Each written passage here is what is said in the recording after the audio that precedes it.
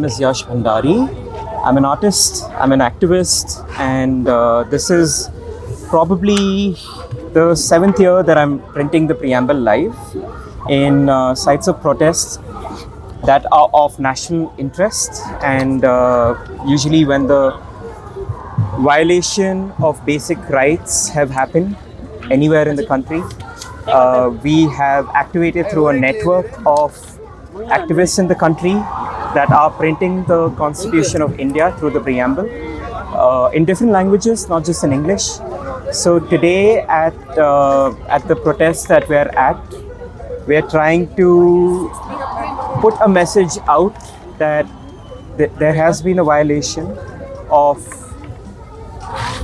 the fundamentals of the Constitution, right? So when we look at the state we're in, there's a lot to be concerned about, but also where does it all tie back to? It ties back to the fundamental pillars that define this country of justice, liberty, equality, and fraternity. And usually sites of protest have antagonizing messages. This is something to remind all stakeholders, from the police to the government to protesting agents, that we're all fighting for the same goal. Do you think is it applied, when you said justice, fraternity, equality, do you think it's applied in India right now?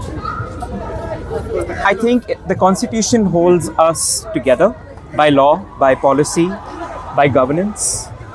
Yes, there are violations. Yes, there are times that it is not equal. It is not what the book says. But I think that's exactly why the Constitution comes to aid to all citizens. It acts like the defense. It acts like the go-to principle for us to unite against injustice. One more time.